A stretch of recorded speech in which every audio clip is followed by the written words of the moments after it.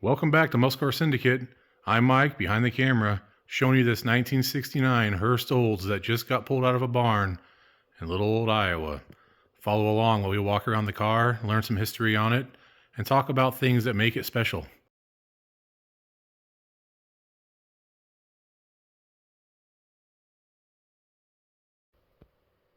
So we'll start with some backstory on the car itself. In 1969, Hurst teamed with Oldsmobile, and they put the 455 in the Cutlass to make it a Hurst Olds.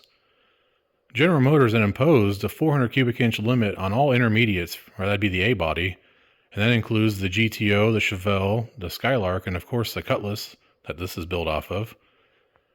So they took the 455 that was rated at 380 horsepower, 500 pound-feet of torque, that was destined typically as a optional engine in like the Delta 88, something like that. I know they offered it in the 1968 Hurst Olds as well, but that was the only engine that was in the Hurst Olds for 68 and 69. But that was the only way you were getting a 455 in the Cutlass in 1969, was with the Hurst Olds. Otherwise, your top flavor would have been the W30 400. So they painted them all cameo white. They all got fire frost gold striping, as you can see on the hood and on the roof. It's also on the deck lid, on the sides, and the rocker panels. They all had a blacked out grille. The HO 455 callouts on the side of the fiberglass scoop that was functional. These mirrors might look familiar to an AMC fan, but these were also used on the Hurst SC Rambler, also known as the Scramblers. They got the black pinstriping along the gold. They were the only Cutlasses to get 15-inch Superstock 2 wheels that were chrome with an argent silver painted center. And they would have got G60 15 polyglass Goodyear tires. They got the spoiler on the deck lid that would become an option in 1970 for all, I'm not sure all Cutlasses, but 442s. I believe it was the W36 option. Correct me if I'm wrong. The ends were also fire frost gold with that black pinstripe you can see there. See the stripe on the roof. Here. Now they supposedly built around 906 to 912 depending on your source. Add in 3 convertibles. There's actually 2 originally, but one got destroyed. That moves you up to 915. So that should tell you parts are hard to find for these if you don't have original parts. I'll dive into that more here in a second. We'll move on to the interior. Now every single Hurst Olds in 1969 had black bucket seat interior. I believe it's supposed to have gold stripes on the headrest that are not there, or, oh, they're faded. There is the remnants of it. You could get the rally pack gauges, which this one may have. It looks like it has, if I can get to it. Lord, this little steering wheel is bothering me. Here we go. Well, you can't see, but it's got oil, temperature gauge, and it has a tick-tock tack. Again, there, maybe you can get some light in there, maybe not. 120-mile-an-hour speedometer. Heater controls, AM radio. Now you can only get an automatic in your Hurst Olds. We'll talk about that later. But they all came with a Hurst dual gate shifter and a little consolette. And never mind the interior, it smells as bad as it looks. There's a little Hurst Olds emblem on the glove box in case you don't know what car you're in. Now as you can see, the Hurst dual gate has 2 gates. This little door here would pop open, but she's pretty crusty. And you'd pull your shifter back, come back to drive if you just want to do some around town cruising, or you'd open that second gate, slide the shifter over into it, and have kind of like not really a ratchet shifter, but positive engagement between gears, so you didn't miss a shift. Up to 3rd gear from first for strip action or street action, whatever you're trying to accomplish. Original belts, original headliner. Some weird stuff. It looks like it may have had a tack on the column at one time.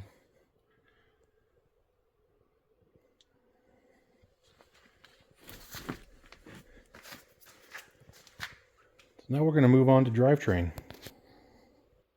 One thing I failed to mention during the interior is that you could send in paperwork to Oldsmobile in 1969, or Hurst, one or the other, I can't remember.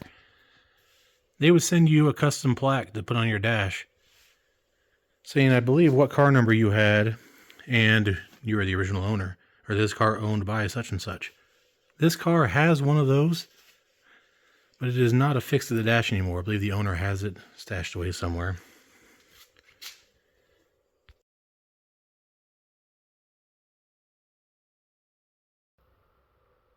So we talked about how the Hurst Olds had a 380 horsepower 455 making 500 pound-feet of torque, and how they only came with the automatic transmission shifted by a Hurst dual gate shifter.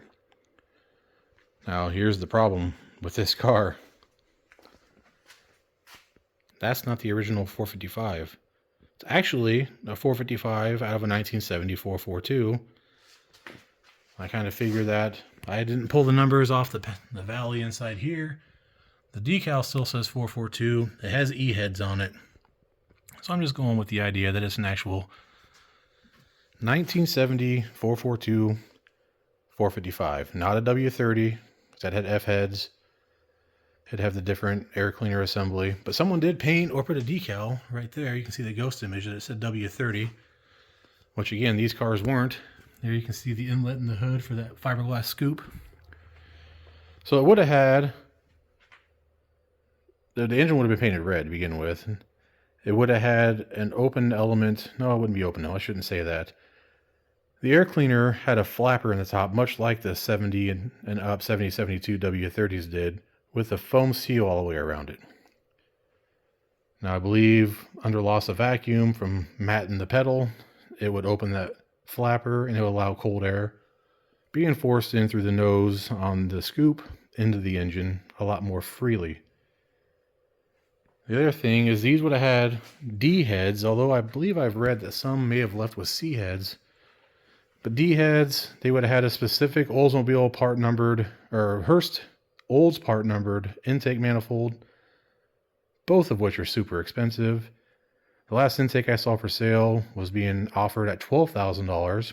I've seen heads, the D heads, as high as $8,000. And as recent as 2022, an air cleaner assembly was being offered at $8,000 as well.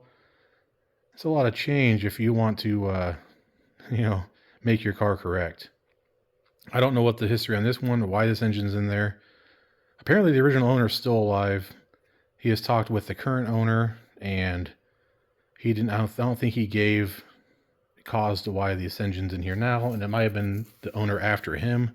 But this car was traded in '73 for an AMC Gremlin, a brand new Gremlin, because it was only getting 8 miles to the gallon traveling for work and stuff. So he had drag raced it at Eddyville, Iowa, and there was one other one. I don't know if it was North Iowa Dragway, but yeah, it's not the original engine, which just we've already pointed that out, but still cool nonetheless. Behind that 455 is the M41 400 turbo hydromatic with that Hurst dual gate there. Only option, or the only transmission you could get. We'll come around back here.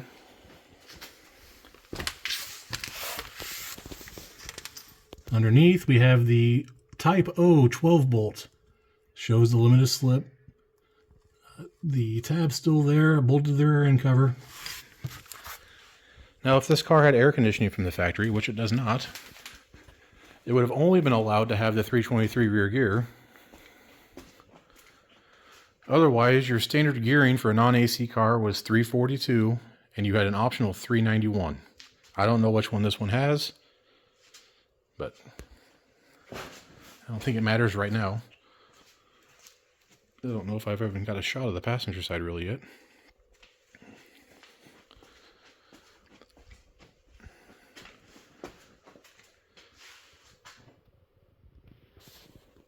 So I'm going to go ahead and open the trunk up. You can see that gold stripe. For whatever reason, the black pinstriping is missing, like it maybe had been repainted or something. So I can't imagine it would have faded off under the spoiler also, but maybe it did. Nice and white underneath. Pretty cool Little disclaimer about anti-spin and what it does if you have one tire jacked up with the engine running. Original jack instructions. Overall, the car is very solid. For what it's gone through in life, you'd think it'd be a lot more rusty than it is.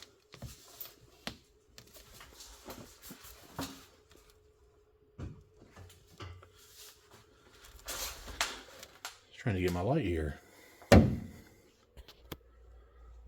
It's original splatter paint, or I don't know if they called it spackle or splatter, that aqua kind of black paint that GM used all throughout. Remember I talked about the tire size being G50 or G60-15. Well, the spare has it, but this isn't the original wheel for the spare, as it's got turquoise paint underneath. Some old Big A ignition parts. You had a new distributor cap, a new rotor, condenser, and such. Probably some points that used to be in there, but this is cool too. It has a trunk light, but it also has an automatic popper of some sort.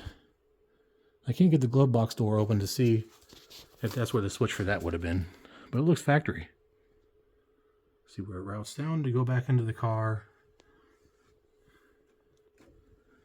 Weird. It almost looks like it's vacuum operated or something. So, I don't know anything about that. If you do, let me know in the comments. Neat old thrush sticker. It'd be cool to know what that one was, but I can't make it out.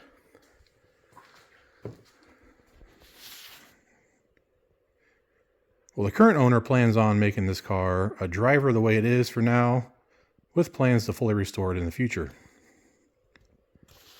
Obviously, he's aware of the challenges in the future on finding original parts and stuff, but he could dress this one up to look like the original 69 455, so I guess he's got that going for him. At least that's there.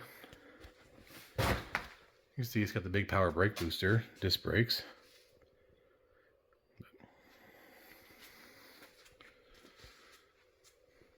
Not every day you get to check out a barn fresh 1969 Hurst Olds, especially in little old Iowa. People don't know Iowa is actually a hotbed for muscle cars.